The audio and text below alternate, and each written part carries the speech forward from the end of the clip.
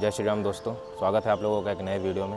आप लोगों ने थंबनेल में देख ही लिया होगा कि आज का दिन मेरे लिए और मेरे जैसे मिडिल क्लास लड़कों के लिए एक बहुत मुश्किल या यूँ कह सकते हो कि आज एक ऐसा दिन है जब मैं अपने लिए हुए एक बहुत बड़े फैसले पर खड़ा उतरने जा रहा हूँ। आज ही वो दिन है जिसके बाद मेरे करियर का आर या पार होने वाला है। बहुत से मिडिल क्लास के लड़के मुझसे रिलेट कर पा रहे होंगे कि कितना मुश्किल होता है अपने पैशन और अपने ड्रीम्स को पूरा करने के लिए अपना जॉब क्विट करने का डिसीजन लेना, और बहुत हिम्मत चाहिए होता है उस फैसले पे खड़े उतरने के लिए। जमशेदपुर जैसे शहर में सरवाइव करने के लिए ठीक ठाक सैलरी मिल जाता है, प्लस एक रेप्यूटेड कंपनी जिसको सब जानते हैं, मिंत्रा। जी हाँ, मैं मिंत्रा का बात कर रहा हूँ। मैं मिंत्रा में एज अ सीनियर असिस्टेंट काम करता हूँ। आप लोगों ने भी कभी ना कभी मिंत्रा से कुछ ना कुछ ऑर्डर ज़रूर किया होगा। और अभी तो मिंत्रा फ्लिपकार्ट के साथ मर्ज भी हो चुका है, और हमारा जो पोजीशन था सीनियर असिस्टेंट का मिंत्रा में, जब हम फ्लिपकार्ट में मर्ज हुए तो हमारा पोजीशन भी चेंज हो गया। हम सब सीनियर असिस्टेंट अब टीम लीडर बन चुके थे, बट सिर्फ पोजीशन में ही चेंज आया था, प्रोफाइल चेंज हुआ था, सैलरी में कोई इंक्रीमेंट नहीं था, सैलरी चेंज नहीं हुआ था। बट हाँ, ये 100% श्योर था कि फ्यूचर में हम लोगों का सैलरी भी इंक्रीज़ होता और प्लस फ्लिपकार्ट में ग्रोथ भी होता। बट क्या वही बात है ना, वही रैट रेस वाला ज़िंदगी में फंसे रह जाते और दूसरों के लिए 8-9 घंटा काम करना पड़ता, किसी और के अंडर में रहना पड़ता, वही घिसा पिटा ज़िंदगी जीना पड़ता और कुछ नहीं। यहाँ ज़िंदगी नहीं था, मज़ा भी नहीं आता काम करने में, क्योंकि अपना पैशन से वाइब मैच नहीं करता। तो वही बात है, मुझे मिंत्रा में काम करते हुए 3 साल हो गए। 31 मई 2021 को मैंने मिंत्रा ज्वाइन किया था। एक वो दिन था और मतलब समझ रहे हो ना, अलग ही खुशी का दिन था, वर्ड्स में एक्सप्लेन नहीं कर सकते। और एक आज का दिन है जब इतना बड़ा डिसीजन पे खड़े उतरने जा रहे हैं कि अपना जॉब ही क्विट कर रहे हैं। और ये मेरे लाइफ का सबसे पहला जॉब था। इससे पहले मैंने 6 साल ट्यूशन पढ़ाया है। बोर्ड एग्ज़ाम्स ख़त्म होने के बाद से मैंने ट्यूशन पढ़ाना शुरू कर दिया था। ग्रेजुएशन कंप्लीट होने के बाद तक मैंने ट्यूशन पढ़ाया है। उसके बाद मुझे ये जॉब लगा ग्रेजुएशन के बाद। और जॉब छोड़ने का डिसीजन मैंने इंस्टेंटली नहीं लिया, मतलब बहुत दिनों से सोच रहा था कि मुझे अब जॉब क्विट करके कुछ और करना चाहिए, क्योंकि मुझे कुछ अपना करने का मन था, अपना कुछ बिज़नेस स्टार्ट करने का मन था, या फिर यूट्यूब, इंस्टाग्राम, ये सब में ज़्यादा मन लगता है। पैशन यही है, फ़ोटोग्राफी, वीडियोग्राफी। बट वही होता है ना कि फाइनेंशियली इंडिपेंडेंट होने के लिए कुछ ना कुछ तो करना ही पड़ता। तो पहले मैंने ट्यूशन्स पढ़ाए, उसके बाद जब मुझे जॉब लगा तो मैंने जॉब किया, और अब थोड़ा बहुत अपने पास सेविंग्स है, तो अब मैं सोच रहा हूँ कि अब जॉब क्विट कर दूँ और जो मुझे करना है वो मुझे अभी स्टार्ट कर देना चाहिए। अदरवाइज़ फिर और मौका मिलेगा या नहीं पता नहीं, तो जो करना है अभी करना है। और एक रीज़न था कि मैं जॉब नहीं छोड़ पा रहा था, क्योंकि घर में सब बोल रहे थे, पेरेंट्स बोल रहे थे, और भी जिससे सजेशंस लेना था कि मुझे जॉब क्विट करना चाहिए या नहीं, वो लोग बोल रहे थे कि पहले बैकअप में कुछ कर लेना चाहिए, मतलब जहाँ से अर्निंग्स होता रहे और पैसे आना बंद नहीं होना चाहिए। तो देखा जाए तो उनका कहना भी सही था, बट नहीं हो पाता यार। मतलब आप अपने कंफर्ट जोन में रह करके कभी कुछ बड़ा नहीं कर पाओगे। आपको अपना सेफ जोन से बाहर आना ही पड़ेगा कुछ करने के लिए। और मैं चाहता था कि मैं अपने सारे रास्ते खुद से ही बंद कर दूँ। मतलब अब मैंने जॉब छोड़ दिया है, कहीं से अर्निंग नहीं होगा, तो अब मेरे ऊपर जो प्रेशर, अब मैं मेंटली अपने आप में ही इतना ज़्यादा प्रेशराइज्ड रहूँगा कि कुछ ना कुछ अब कर ही लूँगा। इतना तो कॉन्फिडेंस अब है कि अब कर लूँगा, क्योंकि ऐसा ज़िंदगी जीने के लिए तो पैदा नहीं हुए हैं है ना। वही बात है, जॉब भी ऐसा था, ना अपने सपने को पूरा कर पा रहा था और ना ही कहीं और मन लगा पा रहा था। अब फुल टाइम मैं यूट्यूब, इंस्टाग्राम और फेसबुक, यही सब पे कंटेंट्स बनाने पे दूंगा, और पूरा फेथ है, पूरा बिलीफ है अपने आप पे इतना, और कॉन्फिडेंस है कि अब तो कुछ ना कुछ कर ही लूँगा। तो चलिए, आज आखिरी दिन ऑफिस चलते हैं, आखिरी बार सबसे मिल लेते हैं, आप लोगों को भी सबसे इंट्रोड्यूस करवाते हैं। मैं तो अभी ऑफिस जाने वाला था, तो सोचा कि पहले आकर के यहाँ पे अपना आप बीती आप लोगों से शेयर कर दूँ कि क्या सीन है, क्यों मैं जॉब छोड़ रहा हूँ। उसके बाद तो सबसे मिलना हो ही जाएगा। मैं तो 20 शिफ्ट में ऑफिस जाता हूँ, मतलब मेरा ऑफिस का टाइमिंग 2 बजे से है, और मेरा ऑफिस गोलमुरी में है, और हमारे अंडर 4 जो ब्रांच है वो अलग अलग जगह पे है। शास्त्री नगर में एक है हम लोगों का गोलमुरी में ही है, बाराद्वारी में है, और एक सोनारी में। ठीक है, तो मिलते हैं अब सीधा ऑफिस में।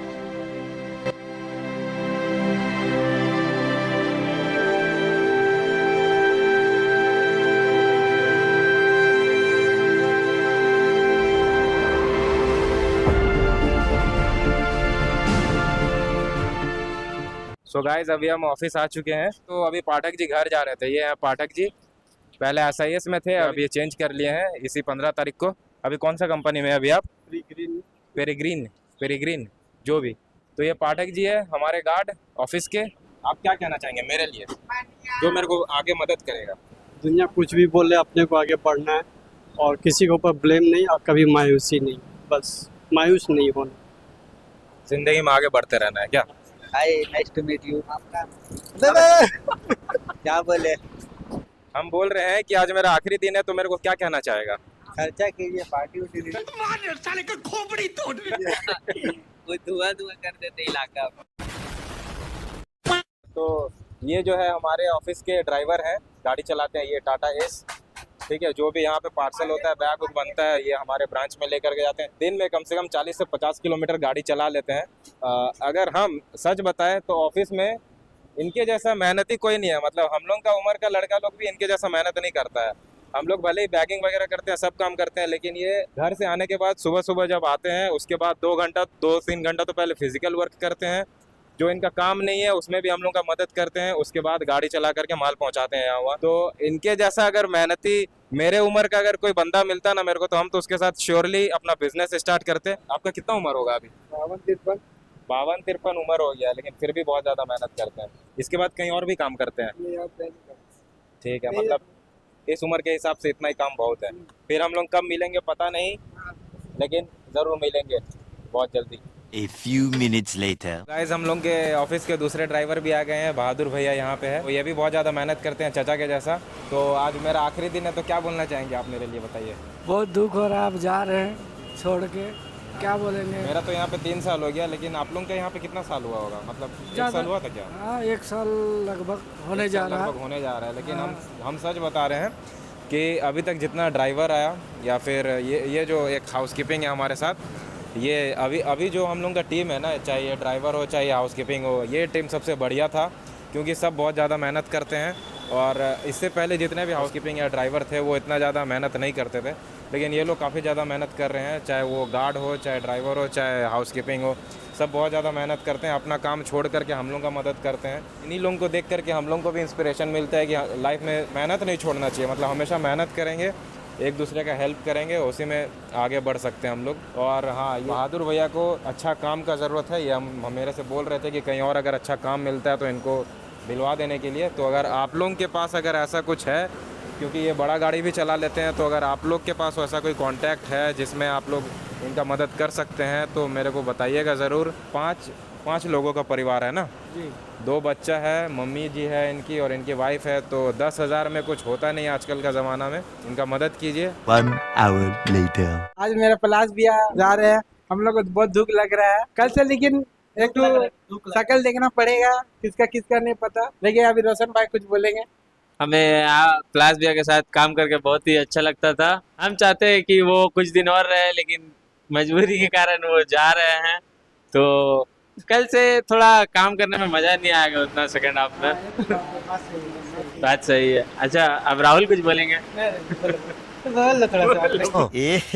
रहा नहीं जाता। प्लास भी आप चल जा रहे हैं, सही में बहुत दुख लग रहा है। बहुत बड़ा यूट्यूबर बनेंगे एक दिन क्या? बहुत बड़ा यूट्यूबर बन जाए भैया। हाँ। और मुंडा तो पूरा काला जैसा दिख रहा है भाई, एकदम। अरे भाई, हीरो भी यार। अंधा जैसा। हम आपको फॉलो करेंगे, लाइक करेंगे, सब्सक्राइब करेंगे, सब चीज करेंगे। क्या करेंगे?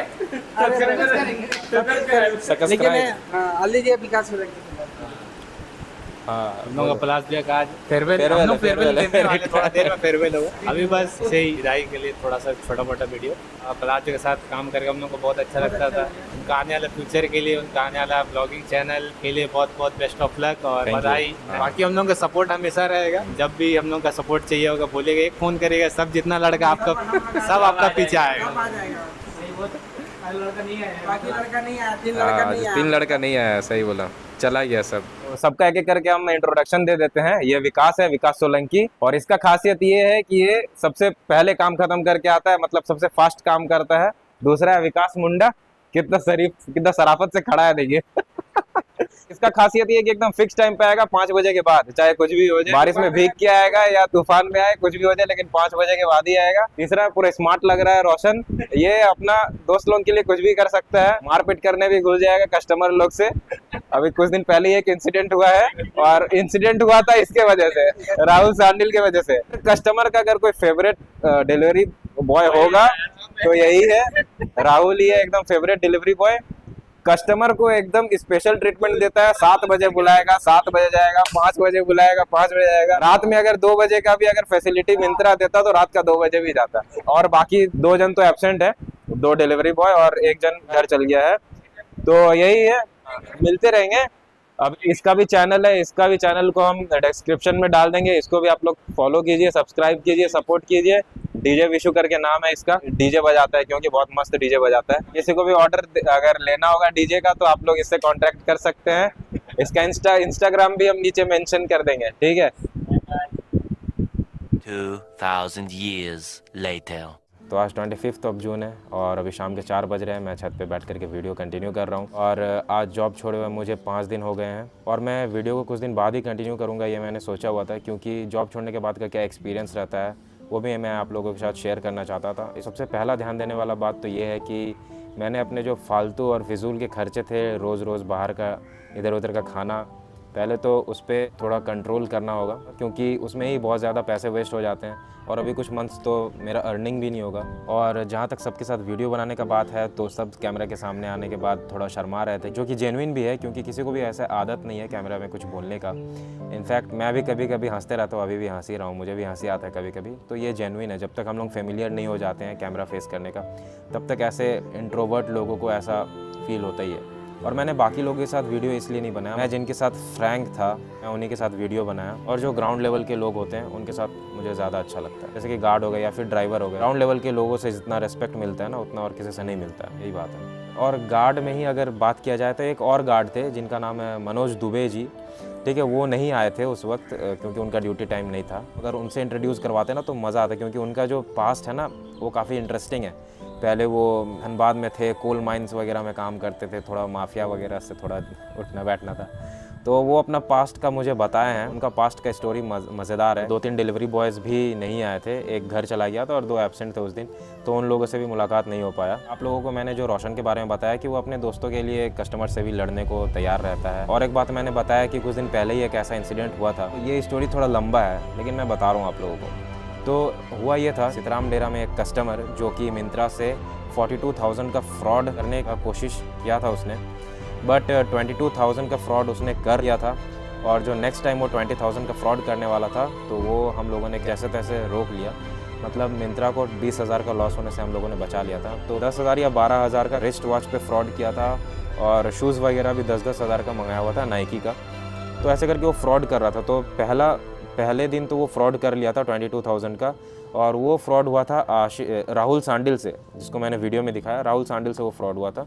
और दूसरे दिन जिस दिन हम लोगों ने उसे पकड़ा, वो करने का कोशिश कर रहा था आशीष बारा के साथ। तो आशीष बारा उस दिन एब्सेंट था, वो वीडियो में नहीं आया। उस दिन हम लोगों ने नोटिस किया कि ये वही कस्टमर है और ये वही बहाना कर रहा है। पार्सल अंदर लेकर के गया और बोल रहा है कि मुझे नहीं लेना है। तो मैंने भी डिसाइड किया कि मैं स्पॉट पे जाऊं कस्टमर के पास। तो हम सब 7-8 लड़के गए वहाँ पे और कस्टमर उस वक्त घर पे नहीं था।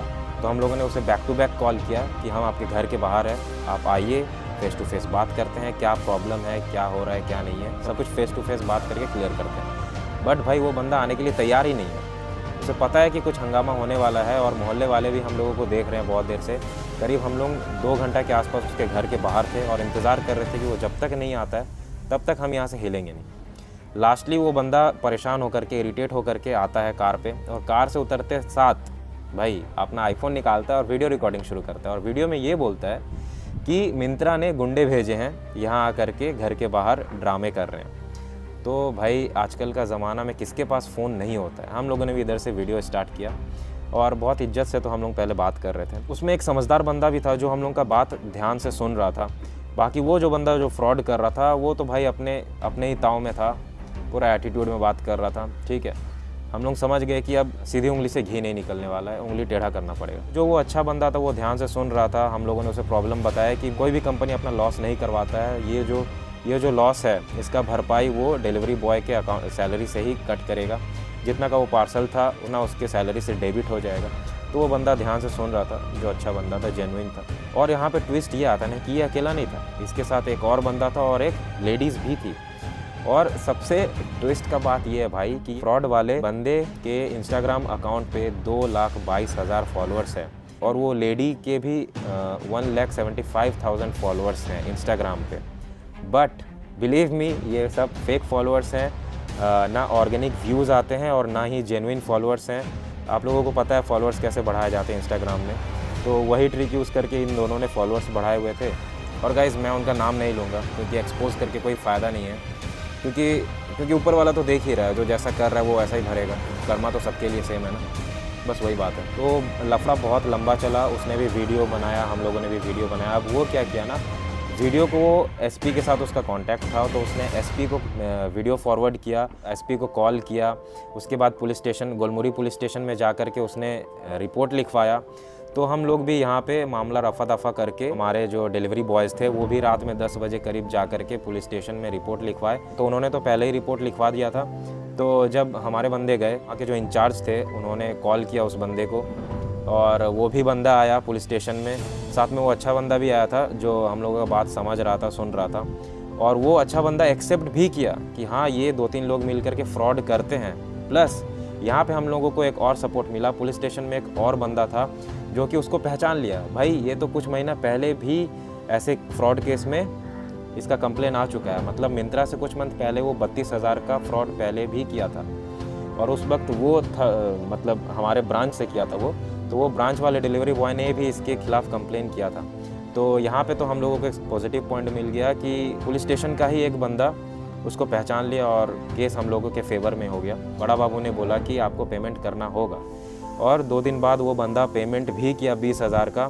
और मैंने तो ऑलरेडी मेल चला ही दिया था, क्योंकि मैं नहीं चाहता था कि, एक तो इनका इतना कम सैलरी होता है, एक पार्सल पे 13 रुपये मिलता है, और अगर दिन में अगर 30-40 पार्सल लेकर के जाते हैं तो आप लोग खुद से कैलकुलेट करो कि इनका महीना में कितना ही सैलरी आता है। और अगर 10-12 हज़ार अगर इनके अकाउंट से ही अगर कंपनी डेबिट कर ले तो इनको काम करके क्या ही मिलेगा भाई। इसलिए मैंने ऑलरेडी मेल कर दिया था कंपनी को, और काफ़ी लंबा मेल चला था इसके रिगार्डिंग। ये ड्रामा बहुत ज़्यादा लंबा चला, बट हम लोगों ने जैसे तैसे करके मिंत्रा का 20,000 का लॉस होने से बचा लिया। बट 22,000 का जो लॉस हो चुका था उसको तो अब हम लोग क्या ही कर सकते हैं, वो तो ऑलरेडी फ्रॉड कर चुका है। और फ्रॉड करने का भी प्रोसेस बहुत ज़्यादा होता है, मैं यहाँ शेयर नहीं करूँगा, नहीं तो यहाँ भी बहुत सारे लोग फिर फ्रॉड करने लग जाएंगे, ठीक है।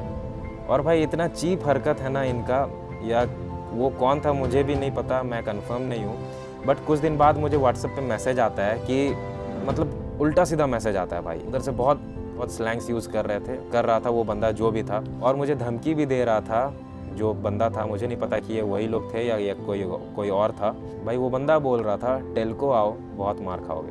ठीक, सच में अगर ऐसा ही कुछ करना है तो भाई फेस टू फेस आकर के बात कर लो। जब मैं घर के बाहर गया था तो तब कुछ हुआ नहीं, और अभी व्हाट्सएप पे फेक आईडी से मैसेज कर रहे हो। क्या ही बताया अब ऐसे लोगों के बारे में। इस टॉपिक क्या था और हम लोग किस टॉपिक पे आ गए, खैर छोड़ो, ये तो मैंने आप लोगों को बता दिया कि ऐसा ऐसा हुआ था। इसलिए मैंने बोला कि वो कस्टमर्स के साथ लड़ने को भी तैयार है, क्योंकि अगर ऐसे कस्टमर्स होंगे तो भाई इनके साथ जैसे को तैसा ही मिलना चाहिए। इसीलिए ऐसे कस्टमर्स के साथ ऐसे ही बिहेव करना चाहिए, ठीक है। क्योंकि भाई जो गलत है वो तो गलत है। तो मैं कह रहा था कि जॉब छोड़ने के 1 दिन बाद फुल एंजॉय किया। पहली बात तो वैसे तो मैं 2 बजे ऑफिस जाता हूँ, मतलब बी शिफ्ट में ऑफिस रहता है, तो मुझे दोपहर में सोने का आदत नहीं है। बट मैं उस दिन कैसे 3 घंटा सो गया मुझे भी नहीं समझ आ रहा था। उसके बाद मैं शाम को अपने दोस्तों के साथ बाहर घूमने गया, हल्का फुल्का बारिश हो रहा था, फिर मज़ा आया घूमने में शाम में। उसके बाद फिर रात में आकर के गिल्टी ना हो इसलिए मैंने नेक्स्ट वीडियो के लिए स्क्रिप्ट लिख लिया। और एक बात आप लोगों को बताऊं, जब मैं लास्ट डे काम कर रहा था, जैसे जैसे समय बीत रहा था और मतलब लास्ट डे ख़त्म हो रहा था, तो थोड़ा बहुत तो डर लग रहा था कि जो डिसीजन लिया है, मैं जिस डायरेक्शन में अभी जा रहा हूँ वो डायरेक्शन सही है या नहीं। मतलब सेल्फ डाउट हो रहा था, और ये भी सोच रहा था कि अभी कुछ मंथ्स तो अर्निंग होंगे नहीं तो कैसे चलेगा। बट जब मैंने अपने यहाँ पे अपने पास्ट के 3 साल को रिवाइंड किया और अपने फ्यूचर को इमेजिन किया, मैंने जो सोचा है दोबारा से मैंने सब कुछ सोचा, तो उसके बाद थोड़ा कॉन्फिडेंस फिर से रिक्रिएट हुआ। सबसे इम्पॉर्टेंट बात है कि खुद पे बिलीफ होना चाहिए, फेथ होना चाहिए। आप जो कर रहे हैं आपको पूरा यकीन होना चाहिए उस चीज़ पे, क्योंकि पॉजिटिव थॉट्स बहुत ज़्यादा पावरफुल होते हैं। अगर आप पॉजिटिव सोचेंगे ना तो आपके साथ पॉजिटिव ही होगा, आप उसी डायरेक्शन पे आगे बढ़ोगे, आपके साथ वही सब चीज़ होगा जो आप सोचोगे। अगर आप नेगेटिव सोचोगे तो आपके साथ नेगेटिव ही होगा। तो इसलिए हमेशा पॉजिटिव सोचना चाहिए, जो होगा देखा जाएगा। इतना बिलीफ है कि अब जब सोच लिया ना तो करना ही है। तो एक दिन मैंने पूरा एंजॉय किया, उसके बाद दूसरे दिन से मैं इस वीडियो को कंप्लीट करने के लिए मैंने स्क्रिप्ट लिख लिया, नेक्स्ट वीडियो के लिए भी मैंने स्क्रिप्ट लिख लिया। तो बस अभी रोज़ यही कर रहा हूँ, स्क्रिप्ट लिख रहा हूँ, वीडियो शूट कर रहा हूँ, प्रैक्टिस कर रहा हूँ उस स्क्रिप्ट को, क्योंकि स्क्रिप्ट लिखने के बाद आप डायरेक्ट अगर बोलोगे ना तो आपका स्क्रिप्ट और वीडियो दोनों में काफ़ी ज़्यादा डिफरेंस हो जाता है। तो स्क्रिप्ट लिखने के बाद थोड़ा बहुत उसको प्रैक्टिस भी करना पड़ता है। आपके दिमाग में वो सारे वर्ड्स, वो सारे सेंटेंस जिस तरह आपने लिखा हुआ होता है ना, वो चीज़ आपके दिमाग में होना चाहिए, तभी आप कैमरे पे बोल पाते हो, वरना पूरा डिफरेंट हो जाएगा आपके स्क्रिप्ट और आपके वीडियो में, और फिर आप सेटिस्फाइड नहीं होगे, फिर बार बार आपको रीटेक करना पड़ेगा। थोड़ा मेहनत तो लगता है, हर चीज़ में थोड़ा मेहनत लगता है, उसमें नो डाउट। और गाइस और एक फ़न फैक्ट क्या है पता है, मुझे कभी फेयरवेल मिला ही नहीं है ना ही स्कूल में, ना ही ट्यूशन में, ना ही कोचिंग में, और ना ही कॉलेज में। मतलब मैंने अपना 10th पास आउट किया था DAV NIT से, तो हमारे जो सीनियर्स थे उनको फेयरवेल दिया गया, मतलब तब हम 9th में थे, तब उन्होंने कुछ कांड वगैरह कर दिया था, तो हम लोगों को लगा कि अब शायद 3-4 साल के लिए फेयरवेल बंद हो जाएगा, मतलब 3-4 साल तक किसी को भी नहीं मिलेगा। बट हुआ ये ना कि जब हम 10th पास आउट हो गए और हमारे जो जूनियर्स थे जो तब 9th में थे, वो जब 10th में आए ना तो उनको फेयरवेल दे दिया गया। सोचो फिर कितना ख़राब किस्मत है। नहीं, 10th पास आउट होने के बाद तो इंटरमीडिएट में मैंने कोऑपरेटिव कॉलेज में एडमिशन लिया, जो कि सरकारी कॉलेज है। तो सरकारी कॉलेज का तो आप लोगों को पता ही है कि ऐसा कुछ होता नहीं है वहाँ पे, तो अटेंडेंस भी उतना इंपॉर्टेंट नहीं होता है, कॉलेज जाओ या ना जाओ बात बराबर है। बस एग्ज़ाम्स के पहले जो प्रोजेक्ट्स वगैरह दिए जाते थे वो सब सबमिट करने जाते थे हम लोग, सबमिशन डेट्स में ही बस अटेंडेंस लगता था हम लोगों का, और कभी कभार चल जाते थे। और मैंने अपना ग्रेजुएशन भी कोऑपरेटिव कॉलेज से ही किया, और फिर मास्टर डिग्री भी मैंने कोऑपरेटिव कॉलेज से ही लिया है। तो फेयरवेल कहीं नहीं मिला मुझे, ठीक है, लेकिन एक फेयरवेल तो सबको मिलता है, जीते जी ना सही, क्या कोई बात नहीं। सो गाइज़, आज का वीडियो यहीं ख़त्म करते हैं, और अगर आप लोग भी मिडिल क्लास से हो और मुझसे रिलेट कर पा रहे हो तो लाइक ज़रूर करना, और अपने लाइफ जर्नी का स्टोरी कमेंट सेक्शन में ज़रूर बताना, और अगर वीडियो पसंद आया हो तो दोस्तों के साथ शेयर ज़रूर करना। अगर चैनल में नए हो तो चैनल को सब्सक्राइब ज़रूर करना। मुझे इंस्टाग्राम और फेसबुक में ज़रूर से फॉलो करना, मैंने डिस्क्रिप्शन में लिंक दे रखा है। मिलते हैं नेक्स्ट वीडियो में, तब तक के लिए जय श्री राम।